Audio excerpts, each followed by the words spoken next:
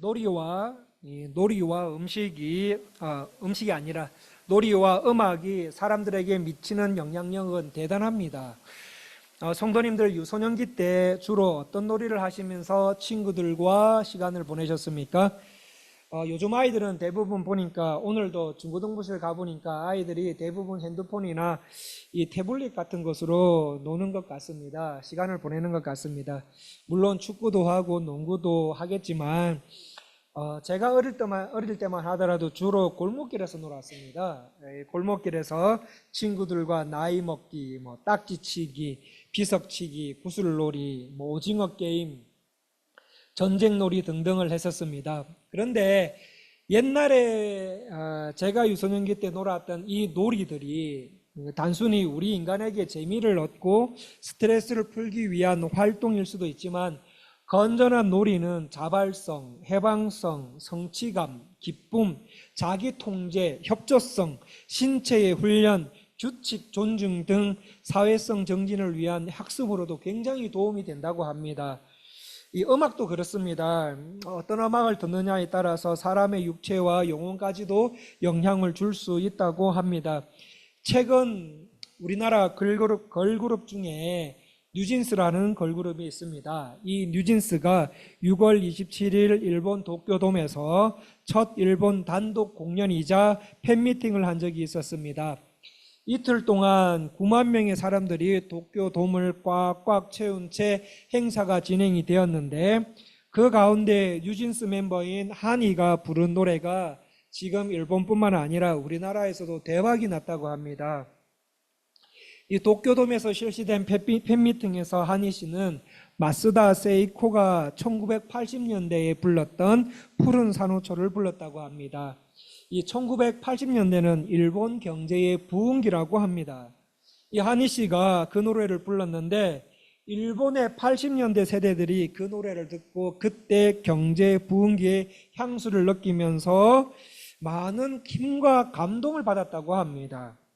이 한이 씨가 부른 노래가 일본인들로 하여금 경제 부흥기 때에 일본을 되돌아보게 하는 어떤 향수를 불러 일으키는 역할을 했다라는 인터넷 신문을 접했고, 지금 우리나라에도 노래방, 일본 노래, 외국 노래 1순위에, 그 가운데 일본 노래 1순위에도 1위라고 합니다.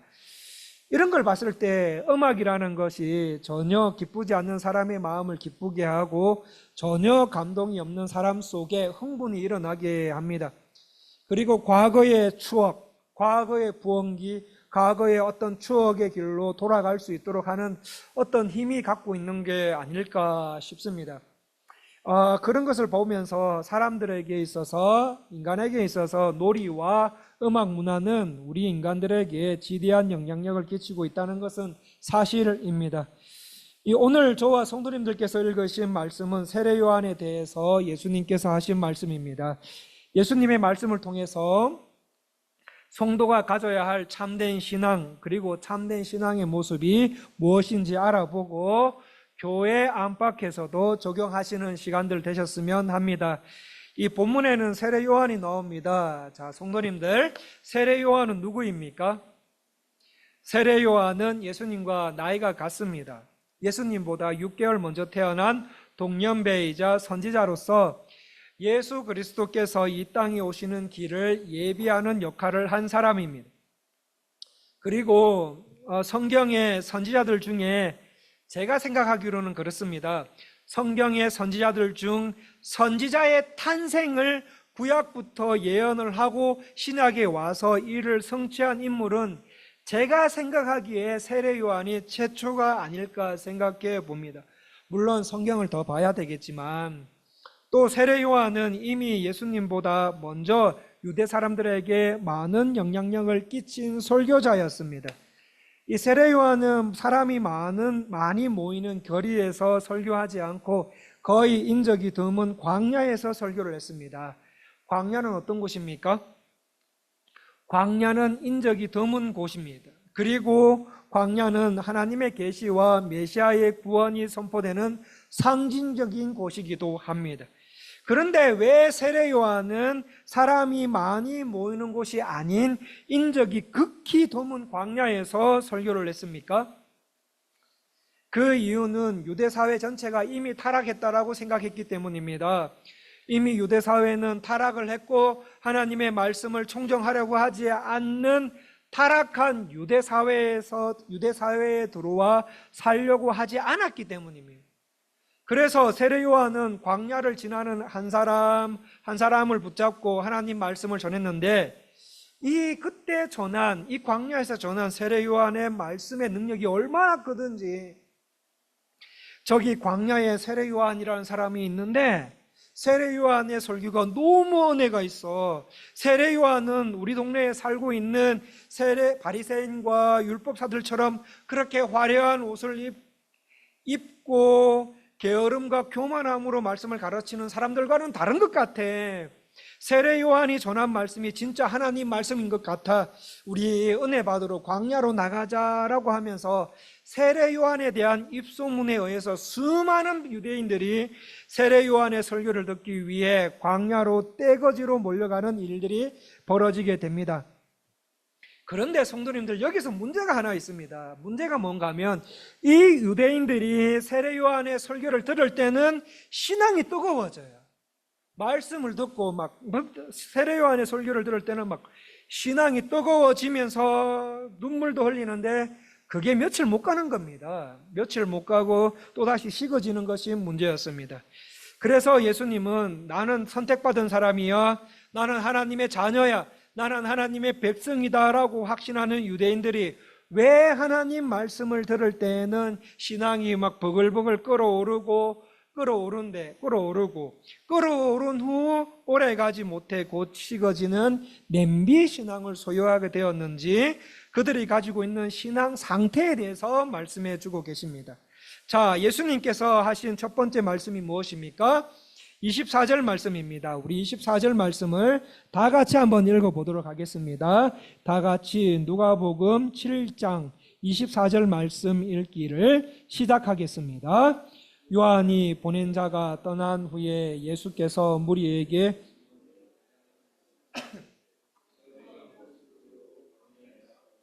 바람에 흔들리는 갈대냐, 너희들이 요한을 만나러 광야로 나간 이유가 심심해서 나간 거냐, 아니면 할 일이 없어서 나간 거냐? 또 세례 요한 보니까 어때? 세례 요한의 설교를 들어보니까 또 어떠냐?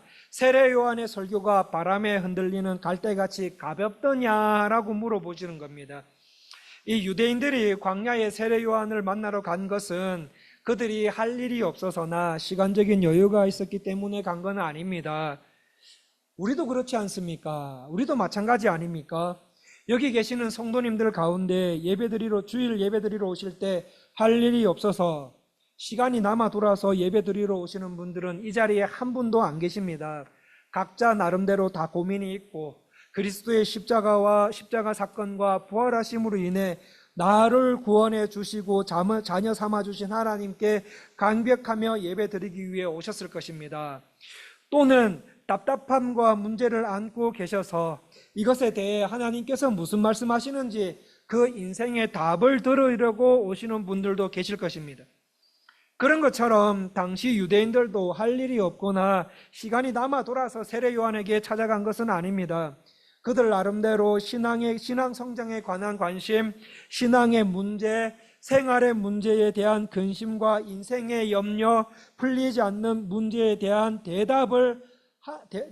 하나님의 답변을 듣기 위해 너무너무 갈급한 심정으로 찾아갔던 것이었습니다. 그렇게 해서 세례 요한을 찾아간 너희들, 세례 요한의 설교를 들어보니까 어때? 갈대더냐? 세례 요한의 설교가 살랑살랑 흔들거리는 갈대같이 사람들의 비유나 맞춰주고 단순히 사람의 마음을 즐겁게 하는 설교에 불과한 것이더냐? 아니다라는 말씀입니다. 세례 요한의 설교는 조지 화필드처럼 천둥을 치는 설교였습니다.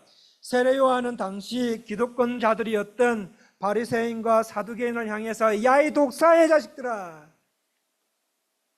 독사의 자식들아 라고 꾸짖으면서 회개를 외쳤을 뿐만 아니라 죽음을 무릅쓰고 헤롯에게 직언할 만큼 강한 신념의 사람이었습니다. 불같은 열정과 진리의 세밀한 말씀으로 사람들을 회개시키고 몰려든 수많은 사람들 한 사람 한 사람의 마음을 하나님께로 향하도록 설교하고 인도했던 사람이었습니다. 그런데 문제는 뭔가 하면 정작 요한이 전하는 말씀에 유대인들이 요한이 전하는 말씀을 듣는데 그 설교에 의해서 한순간에 은혜를 받아서 가슴이 뜨거워지기도 하고 울기도 하면서 심령이 막 끓어오릅니다. 그런데 그것이 오래 못 갑니다. 오래 못 가고 식어져 또다시 옛 모습으로 돌아가는 것이 문제였습니다. 성도님들 왜 그렇습니까? 오늘 말씀에서는 그 이유를 두 가지로 예수님께서 가르쳐 주고 계십니다. 첫 번째 이유는 세례 요한에게 자신들이 가지고 온 문제에 대해서 너무 직접적인 답을 찾으려고 했기 때문입니다. 하나님, 우리 자녀 대학 가야 되는데 요 대학 갈까요? 조 대학 갈까요? 우리 남편 사업에 이런 계획이 있는데 어떻게 할까요? 할까요? 말까요? 하나님 딱 부러지게 제가 어떻게 해야 되는지 가르쳐 주세요. 하나님, 제 인생에 이런 문제가 있는데 너무 답답하고 힘이 듭니다. 여기에 해답이 뭡니까? 다른 거 말고, 다른 뭐 이렇게 가는 막 말고 제 마음을 시원하게 좀 해주게 답만 가르쳐 주세요. 이런 기도가 우리 인생에 필요할 때 있습니다. 하지만은 하나님께서 나에게 무슨 말씀하시는지에 대한 음성을 들으려고 하지 않고 내게 있는 문제에 대한 해답만 알기를 원합니다. 주님, 우리 자녀 목표한 대학 갑니까? 안 갑니까? 그것만 말해주세요. 딴 거 말하지 마시고 해답만 알면 됩니다. 다른 거 가르쳐 주실 생각하지 마시고 해답만 가르쳐 주십시오. 그렇게 해서 가르쳐 주셨다면 우리의 방법은 하나님 감사합니다. 하나님 제 기도 들어주셨거든요. 하나님 안녕히 계세요. 이런 식으로 생활했기 때문입니다. 세례 요한이 전하는 하나님의 말씀을 나에게 주시는 말씀으로 듣고 그 말씀이 내 온 몸을 돌고 돌아 인격으로 나올 정도로 말씀을 소화해야 그 인생에 대한 해답이 나오는데 그런 거 뭐 하려고 하느냐? 아, 귀찮다. 그런 과정 왜 거쳐야 되는데? 답만 알면 되지. 어우, 힘들어. 귀찮아 죽겠네. 내 인생의 대답만 알면 되지. 왜 이것까지 알아야 되는데? 안 그래도 바빠 죽겠는데. 그 과정 언제까지 그거 다 거치냐? 또는 귀찮고 힘드니까 이런 과정을 안 거치려고 해요. 안 하려고 합니다. 그래서 이런 과정은 거치기 싫고 주님 답만 가르쳐 주세요. 아유, 나 바빠요.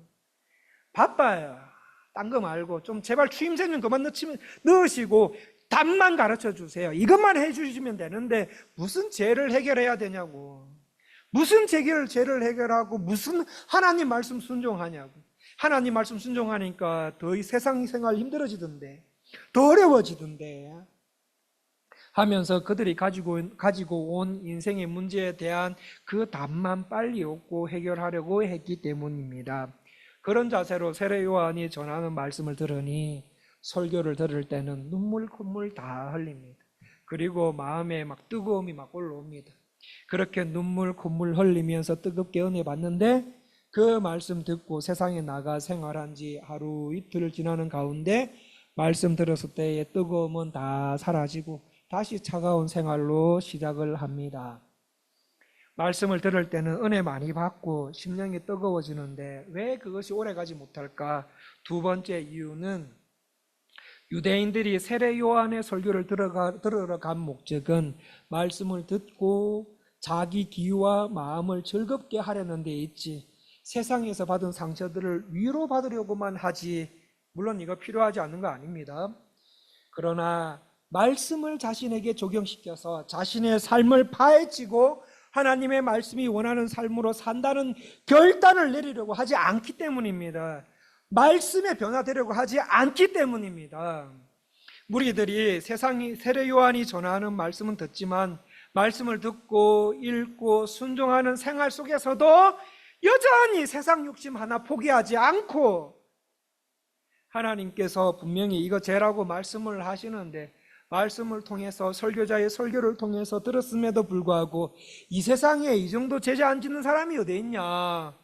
깨레따로에 사는 사람들 중에 교회를 다니든 안 다니든 간에 이 정도 불의나 이 정도 비리 다 저지르면서 살아. 하나님의 말씀이 그렇게 말씀하셔도 이 정도 죄는 다 짓고 살아. 그런데 중요한 게 뭔가 하면 이렇게 살아도 하나님 벌 안 내리시던데, 하나님 가만히 계시던데, 그러므로 이 정도 죄는, 죄 짓는 거는 괜찮겠지. 이런 생활을 하면서 말씀을 들으니까 말씀을 들을 때는 뜨겁게 받습니다. 뜨거워집니다. 그러나 곧 식어지는 그런 신앙이 되게 됩니다. 그러니까 말씀을 받을 때는 마음이 뜨거워지고 하는데 곧 그들의 신앙은 갑자기 식어지게 됩니다. 내 말씀에 내 삶을 포기하는 것보다 웃기는 설교, 재미있는 설교, 칭찬받는 설교, 위로가 되는 설교, 이렇게 내가 사회적으로 높은 자리에까지 올라간 것은 하나님의 축복이라고, 내가 부드러운 옷과 값비싼 옷을 입는 것이 믿음이 좋아서라고, 계속 그렇게 하시라고 많은 말을 듣는 것, 하나님께 내 사업이 회복이, 하나님께 내 남편 사업이 회복이 되고 경기가 좋아지는 것을 하나님의 능력으로 기대하는 것을 좋아하지, 하나님의 말씀을 가지고 자기 자신을 진단하거나 잘못된 삶을 포기하게 하는 말씀은 하나님, 이거 하나님 이거 아니라고, 내가 이거 잘못된 삶인 건 알지만 이렇게 할 수밖에 없었다고 하며 자신의 잘못된 행동을 합리화시키며 내려놓지 못한 것 때문에 유대 무리들은 그렇게 세례 요한의 그 은혜로운 말씀을 들었음에도 불구하고 곧 그 은혜가 금방 식어져 차갑고 몸이 건조한 신앙으로 다시 돌아가게 되더라는 말씀입니다. 그래서 예수님께서는 예수님을 찾아온 무리들과 바리새인과 서기관들에게 너희가 이런 신앙을 갖고 있다고, 또 지금 온 이 말씀을 보고 계시는 성도님들께 너희 중 어떤 이는 이런 신앙을 갖고 있을 수도 있으니 너희의 신앙의 소리를 한번 살펴보라고 말씀하고 계십니다. 그러면서 하나님께서 보시기에 참된 신앙생활을 하는 사람들에게는 반드시 이 두 가지를 통과해야 예수님을 영접한 자의 삶이 된다는 것을 비유로 말씀해 주고 계십니다. 성도님들, 우리 32절 말씀 다 같이 한번 읽어보겠습니다. 32절 말씀 다 같이 읽기를 시작하겠습니다. 비유하건대 아이들이 장터에 앉아 서로 불러 이르되 우리가 너희를 향하여 피리를 불어도 너희가 춤추지 않고 우리가 곡하여도 너희가 울지 아니하였도다 함과 같도다.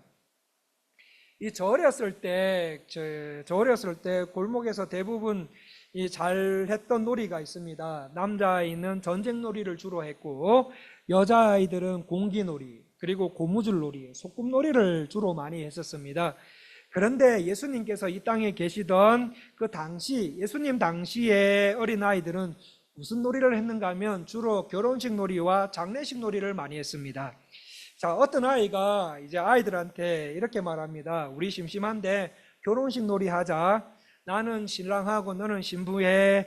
내가 피리를 불면은 춤추는 거다 하고는 신랑 입장 그리고 신부 입장 하면 딴딴따단 딴딴따단 하면서 와 결혼식 놀이다 하면서 서로 친구들끼리 손에 손을 잡고 둥글게 돌면서 피리에 맞춰서 재미있게 결혼식 놀이 하면서 노는데, 그 중에 유독 한 아이는 시무룩하게 아무런 반응 없이 가만히 있습니다. 그래서 춤추며 신나게 놀던 아이들 중에 시무룩하게 있는 아이를 보면서 야, 너 왜 춤 안 춰? 결혼식 놀이 신나지 않아? 재밌지 않아? 너 가만히 보니까 오늘 아침에 엄마한테 야단 맞은 것 같은데. 그래서 기분 안 좋구나. 그래, 그러면 우리 장례식 놀이 하자. 장례식 놀이 할 테니까 기분 풀어 하면서 내가 곡할 테니까 너도 곡해 하면서 어야 이제 가면 언제 오나 어야 이렇게 재미있게 노는데, 이번에도 이 아이는 어떤 반응도 하지 않고 대답도 없고 울지도 않고 있습니다. 그러자 주위에서 장례식 결혼식 놀이를 하며 기쁘게 잘 놀던 친구들이 이 아이를 보면서 야, 너 또 왜 그러니? 라고 묻자 이 아이는 둘 다 재미없어 라고 말하면서 장례식 놀이도 결혼식 놀이도 참여하지 않습니다. 예수님은 이 비유를 통해 바리새인과 율법 교사들을 책망하십니다. 너희들이 바로 장례식 놀이도 결혼식 놀이도 참여 안 하며 시무룩하게 있는 아이와 같다.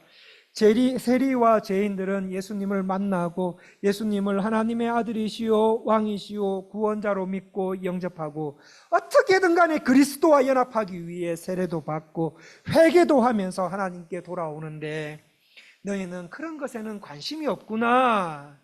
세례 요한은 천둥 같은 소리와 불꽃 같은 입으로 말씀을 토해내는데 너희들은 그 말씀을 듣는데도 세상 것 어느 것 하나 놓지 않으려고 하는구나. 세례 요한은 금식하면서까지 너희들에게 죄인이라고 회개해야 된다고 그렇게 외치는데 정작 너희들은 나는 죄인 아니라고 내 하나님이 얼마나 나를 사랑하는데 오히려 죄인이라고 설교하는 세례 요한을 미친놈이라고 말합니다. 그리고 죄인들과 먹고 마시고 포도주를 나눠 먹는 예수님의 모습을 보며 경건치 못한 사람이라고 결혼식 놀이, 장례식 놀이, 어느 쪽 놀이도 기쁘게 받아들이지 않는 아이처럼 세례 요한 쪽, 예수님 쪽, 어느 쪽도 깊이 관여하지 않는 바리새인과 율법 교사들의 신앙 행태를 보고 너희들은 그렇게 신앙생활하면 안 된다라고 말씀하십니다. 오늘 말씀하시는 비유를 통해 예수님은 예수님을 영접하고 복음을 받아들이는 자의 신앙에는 장례식 놀이와 결혼식 놀이 이 두 개가 다 있어야 된다고 말씀하고 계십니다. 성도님들, 신앙생활 시작할 때는 어떠셨습니까? 심각하지 않으셨습니까? 신앙생활 시작할 때는 심각하게 시작합니다. 나는 죄인이다. 내가 죄를 지어서 하나님께 원수가 되었다. 나는 영원한 진노와 형벌을 받아야 할 존재다라고 심각한 내용으로 이제 나는 죽었다 하면서 장례식장 온 느낌을 받게 됩니다. 이렇게 장례식장을 가르쳤던 사람이 세례 요한입니다. 너희들 그렇게 살다가는 지옥 간다. 제발 하나님 말씀으로 돌아와라. 빨리 회개해라 하면서 죄에 대해 죽을 것을 말합니다. 성도님들, 복음은 말씀 앞에 자기 자신을 하나하나 죽여나가는 것을 말해요. 즉 십자가에 못 박혀 죽은 예수를 믿으라는 말입니다. 십자가에 못 박혀 죽은 예수를 믿어라. 이 말을 들은 세상 사람들, 특히 유대인들, 이방인들, 살아있는 사람도 못 믿을 세상인데 어떻게 못 박혀 죽은 사람을 믿느냐라고 말할 것입니다. 그러나 십자가에 못 박혀 죽을 사람이 예수님이 아니라 내 자신이라는 것을 알게 되고 내가 죽어야 할 그 자리에 예수님이 대신 죽으셨다라는 사실, 그 하나님의 사랑을 깨달을 때 그때 진정한 장례식이 일어납니다. 그래서 우리는 이런 장례식이 일어날 때 이런 찬양을 부르게 됩니다. 만왕의 왕 내 주께서 왜 고통을 당했나. 이 벌레 같은 날 위해 주 보혈 흘렸네. 주 십자가 못 박힘은 속죄함 아닌가. 그 국률함과 큰 은혜 말할 수 없도다. 늘 울어도 그 큰 은혜 다 갚을 수 없네. 나 주님께 몸 바쳐서 주의 일을 힘쓰리. 십자가 내가 처음 볼 때에 나의 마음의 큰 고통 사라져 오늘 믿고서 내 눈 밝았네. 참 내 기쁨 영원하도다. 이 사실을 진정으로 알 때 하나님은 예수님이 달리셨던 십자가의 그 자리에 예수님을 끌어내리고 나를 십자가에 못 박으십니다. 그리고 죽게 하십니다. 그리고 말씀에 비춰봤을 때 자신의 잘못된 행동들, 말씀대로 하지 않으려고 하는 죄성을 죽이며 하나님께 행함으로 나아가는 생활을 하게 됩니다. 성도님들, 장례식입니다. 장례식. 말씀에 따라 내 안에 있는 죄성들을 하나하나 죽여나갈 때 아픕니다. 어떨 때는 죽을 것 같은 고통과 인내가 수반되는 경우도 있습니다. 성도님들, 우리의 신앙생활은 반드시 이와 같은 장례식이 있어야 합니다. 날마다 죽는 장례의 과정이 꼭 있어야 된다는 말씀입니다. 그런데 우리 예수님 장례식으로 끝난다고 말씀하셨습니까? 아닙니다. 우리에게는 결혼식이 있습니다. 예수님께서 죽음에서 부활하셔서 하나님 보좌 우편에 계시듯이 장례식을 거친 우리는 성령의 능력으로 세상을 살아가게 되는데, 이것을 결혼식이라고 합니다. 우리 여기 여성도님들 결혼식 때 입으셨던 웨딩드레스 기억하십니까? 결혼식 때, 결혼 때 성도님들이 웨딩드레스 입으신 것을 상상하니 무척 아름다우실 것 같습니다. 평상시 제 아내도 제 눈에 너무너무 예쁩니다. 예쁜 가운데서도 제가 제 눈에 빠질 만큼 예뻐 보인 적이 있었습니다. 그때가 웨딩 때 입을 드레스, 웨딩 드레스 고르러 갈 때였습니다. 15년 전 어느 날 결혼식 때 입을 웨딩 드레스를 고르는데, 이 웨딩샵에서 마음에 드는 드레스 고르기 위해서 한 벌 한 벌 입어보는데, 입고 그 다음에 커튼을 닫고 입고 커튼을 열지 않습니까? 자, 안에도 이제 옷을 입고 이제 커튼을 닫고 옷을 입고 웨딩드레스를 입고 커튼을 여는 순간에 그때 제가 깜짝 놀랐습니다. 웨딩드레스 입은 아내의 첫 모습을 보면서 너무 아름다워서 먹고 있던 커피를 쏟은 적이 있습니다. 웨딩드레스 입은 예쁜 아내의 모습에 감탄과 웃음이 절로 난 적이 있었습니다. 결혼식은 인생에 있어서 참 아름답고 기쁨이 있습니다. 물론 결혼뿐만 아니라 결혼식에 아름답고 기뻤던 기억은 힘든 결혼 생활에 나도 모르게 웃음을 주는 또 하나의 기쁨과 힘이 될 수 있습니다. 그래서 예수님은 장례식과 결혼식의 비유를 들으시면서, 얘들아, 신앙생활이란 처음에는 장례식처럼 심각한 데서 시작해서 결혼식과 같이 기쁨으로 연결되는 것이 복음의 특징이고, 성도는 꼭 이 두 가지 예식을 반드시 거치거나 교차하는 신앙생활을 반드시 하는 것이 너무너무 중요하다라고 강조하고 있는 것입니다. 그런데 어떤 분은 신앙생활하는 데 있어서 방언과 예언같이 은사를 많이 받는 것을 중요시하는 분이 계십니다. 또 어떤 분은 교회에서 봉사 열심히 하는 걸 너무너무 중요시하게 여기시는 분도 계십니다.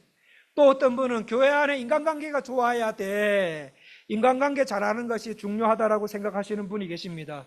물론 해외 한인교회의 특성상 이런 것들도 중요하게 생각할 수 있습니다. 그러나 이것보다 더 중요한 것은 내가 예수님이 요구하시는 장례식장과 결혼식에 들어갔다 나왔다 하느냐, 이게 중요하다는 겁니다. 성도님들, 장례식 문으로 들어가셔서 자기 자신을 죽이셔야 됩니다. 내 안에 있는 죄성들 죽이셔야 됩니다. 성도님들 안에 있는 못된 성격 죽이셔야 돼요. 고집, 이기적인 것, 이런 것들로 이것들이 너무 뾰족하게 있어서, 내한테 너무 뾰족하게 있어서 옆 사람 옆에만 가면 자꾸 찔러요. 자꾸 찔러서 옆에 있는 사람이 아프다, 난 네 옆에 못 가겠다, 너무 아프다. 남 찔러서 자꾸 찔러서 아프게 한다는 거 있으면 그거 다 죽이셔야 됩니다. 다 죽이고 누가 만져도 안 아픈 사람 되셔야 됩니다. 하나님 말씀 앞에 하나님께서 너 세상에서 가지고 있는 것 이것 좀 내려놔라, 포기해라 그러시면 자기 자신을 죽여가면서 그거 내려놔야 됩니다. 그리고 거기서 머무는 것이 아니라 이제 성도님들은 결혼식장으로 들어가셔야 됩니다. 죽음에서 살아나셔서 예수님과 결혼식해 예수님의 능력과 축복 가운데 살아가는 삶, 세상이 주는 성공과 비교할 수 없는 삶을 경험하며 이 세상을 살아가셔야 됩니다. 성도는 이 땅에서 장례식에 들어갔다가 결혼식에 들어갔다가 장례식에 들어갔다가 결혼식에 들어갔다가 왔다 갔다 하면서 신앙생활을 해야 합니다. 아파도 힘들어도 죽을 것 같은 고통이 있다 하더라도 하나하나 하나님의 말씀을 청종해 나갈 때 우리 안에 세상이 줄 수 없는 기쁨이 하나하나 회복되어 나가실 것입니다. 이게 진짜 신앙생활이라고, 이게 진짜 신앙생활이라고, 이 속에 복음이 주는 기쁨이 있는 거라고 가르쳐주고 계십니다. 그런데 바리새인과 율법 교사들은 장례식은 아우 너무 심각해. 아유 너무 심각해. 심각하다고 싫다고 해서 안 들어가고, 결혼식은 에이 저게 무슨 신앙생활이야. 너무 가볍다고 해서 싫다고 합니다. 그러면서 이들이 원한 것은 이들이 잘한 노래가 있는데, 제가 자주 했던 노래, 좋아했던 놀이가 있는데 어떤 놀이인가 아십니까? 장례식, 결혼식 놀이도 아닌 이들이 바리새인과 율법 교사들이 좋아했던 놀이는 전쟁 놀이, 임금 놀이를 좋아했습니다. 자기 자신을 자랑하고 자기 자신을 사랑하고 자기 자신을 자랑하고 경쟁에서 이기고 없는 자의 것들을 빼앗고 없는 자들의 것을 빼앗고 자기의 이익을 위해서라면 비리든 불법이든 관계없이 아무 관계없이 수단과 방법을 안 가리고 쟁취해내는 놀이를 이 사람들은 너무너무 좋아했던 것입니다. 그래서 예수님은 바로 너희들의 신앙이 이렇다, 너희들의 생활이 이렇기 때문에 교회에 와서 예배를 통해 은혜는 많이 받지만 곧 식어져 버리는 신앙 갖게 되는 거라고 말씀하고 계십니다. 말씀을 듣고 신앙이 뜨겁게 끓어오르다가 금방 식어져 버리는 신앙이 바로 이런 이유 때문에 그렇게 되는 거다.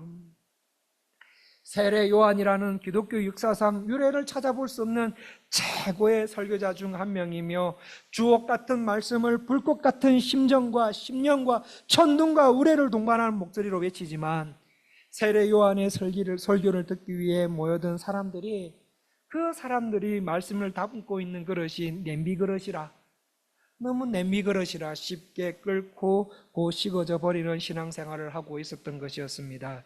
예수님은 바로 이러한 신앙생활 형태를 지적하시면서 그런 신앙에서 돌아서라고 말씀하고 계십니다. 성도님들, 우리는 어떻습니까? 우리의 신앙 형태가 유대인 무리들의 신앙 형태와 비슷한 냄비 신앙은 아닙니까? 왜 나는 신앙생활을 오래 한 지가 오래되었는 것 같은데 신앙 연수만큼 잘하지 못하고 있을까? 혹시 그 이유가 오늘 말씀처럼 선포된 말씀을 내 인격으로 받아들이기는 싫어하고 내가 급하게 해결해야 할 문제에 대한 해답만 찾으려고 했기 때문은 아닙니까? 말씀이 우리의 생활 중에 잘못된 행함에 대해서 지적할 때 그 말씀을 자신에게 적용시켜서 자신의 삶을 패치면서 결단하려고 하지 않고 사람의 귀를 즐겁게 하고 마음을 위로하며 교회에서 부드러운 옷 입은 사람이 더 크게 보이고 누가 더 화려한 옷을 입고 지내는지에 대한 것에 더 관심을 두어서는 아닙니까? 또 바리새인들과 율법 교사들처럼 나는 죄인이 아니기 때문에 장례식과 결혼식에 들어갔다 나왔다 하는 것에 전혀 관심을 두지 않아서는 아닙니까? 오늘 예수님은 너희들 마음속에 이런 것들이 있기 때문에 은혜는 받지만 곧 식어지는 거라고, 그러므로 이런 신앙 버리고 천천히 끌어오르지만 오랫동안 유지하는 뚝배기 신앙이 되라고 말씀하고 계십니다. 성도님들, 우리가 뚝배기 같은 신앙을 가지려면 어떻게 해야 됩니까? 28절 말씀을 다 같이 읽어보겠습니다.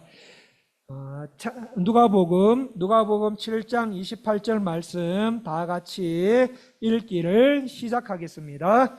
내가 너에게 말하노니 여자가 낳은 자 중에 요한보다 더 큰 자가 없도다. 그러나 하나님의 나라에서는 극히 작은 자라도 그보다 크니라 하시니. 여기서 하나님 나라는 신약 시대를 가르칩니다.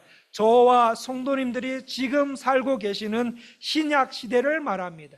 신약 시대를 사는 자들 중에 극히 작은 자라도 세례 요한보다 크다라는 말씀입니다. 왜 큽니까? 우리에게 누가 계시기 때문입니까? 성령님이 항상 계시기 때문입니다. 우리는 이미 성령을 받았고 성령님은 원하는 누구든지 성경을 조명해 주시기 때문에 우리는 세례 요한보다 하나님의 말씀을 깨닫는 능력이 세례 요한보다 수백 배, 수천 배 더 탁월하기 때문입니다. 뚝배기의 신앙을 가지려면 성령의 능력, 말씀을 통해 역사하시는 성령님, 말씀과 성령이 필요하다라는 말씀입니다. 성도 여러분, 주일을 제외한 평일에도 하나님 말씀을 읽고 듣고 순종하는 생활을 하고 계시지요? 또한 성령 충만을 위해서 기도하고 계시지요. 바로 이런 성령의 능력이 있는 성도의 신앙생활이 바리새인과 무리들이 갖고 있었던 신앙의 문제를 해결해 줄 수가 있습니다. 또한 우리는 마음만 먹으면 얼마든지 하나님의 능력을 받을 수 있는 시대에 살고 있습니다. 우리는, 저와 성도님들은 마음만 먹으면 얼마든지 하나님의 능력을 받고 하나님의 축복을 받고 이 땅을 살아갈 수 있는 시대에 살고 있습니다. 그런데 왜 능력을 받지 못합니까? 왜 능력을 받지 못합니까? 왜 축복을 받지 못합니까?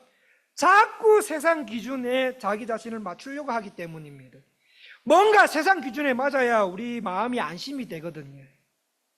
세상 기준을 생각하지 마시고 성령의 능력을 받기 원하는 기도 간절히 드리시면 어떻습니까? 그러면 세례 요한보다 더 큰 사람이 될 수 있고 유대인들이 가지고 있었던 그 신앙의 맹점들이 없어지게 될 텐데 말씀입니다. 말씀을 마무리하겠습니다. 성도님들, 오늘 나에게 유대인들이 행했던 그 냄비 신앙의 근성이 나에게도 있다면 하나님 말씀 앞에 수술 받으셔야 됩니다. 수술은 고통이 있습니다. 아픔이 있습니다. 그러나 회복이 있고 낫습니다. 바리새인들, 율법교사들, 그들 자신 스스로 죄의 암덩어리를 안고 살고 있었습니다. 죄의 커다란 암덩어리를 안고 살고 있었지만 그것이 얼마나 심각한지 모르고 암덩어리 위에 뭔가 좀 아프면 반창고 바르는 겁니다. 반창고 바르고 데일밴드 이런 거 바르면서 삶을 연명했습니다. 그러다가 결국 어떻게 됩니까? 죽게 되는 겁니다. 오늘 바리새인과 율법교사들과 무리들이 가지고 있었던 신앙이 있다면 성령께서 능력 주시고 내 모든 삶 하나님과 말씀에 다 있다는 인식과 함께 부지런히 장례식장과 결혼식을 넘나드는 생활을 통해 이 땅에서 하나님과 함께 참된 신앙의 교제를 나누시며 사시는 저와 성도님들 다 되시기를 간절히 원합니다. 기도하겠습니다. 하나님 아버지, 오늘 예수님은 바리새인들과 율법교사들과 무리들의 신앙을 점검해 주셨습니다. 말씀에 나오는 자들의 신앙이 우리 모습이 될까 두렵습니다. 하나님, 성도라고 하지만 우리 모습 속에 이러한 현상들이 있다면 하나님 말씀을 순종할 수 있는 마음을 주시옵소서. 말씀이 잘못되었다고 하시면 단호히 끊어낼 수 있는 힘 또한 주시옵소서. 우리 신앙의 장례식장과 결혼식장에 두 가지 신앙이 다 있어서 부지런히 넘나드는 신앙을 하여서 예수님으로부터 칭찬받는 신앙생활을 할 수 있도록 도와주시옵소서. 이 시간에 주님 찾아와 주셔서 말씀을 통해 다시 예수님이 원하시는 신앙으로 돌아설 수 있도록 도와주시옵소서. 그래서 신앙의 연수가 더해짐에 따라 하나님을 더 닮아가게 하시고 예수 그리스도의 십자가가 더 많이 이해되어지고 깨달아지고 체험되어지고 거듭난 성도로서의 성숙함이 더해질 수 있도록 우리의 마음과 삶을 주장하여 주시옵소서. 예수님 이름으로 기도합니다. 우리 찬송가 310장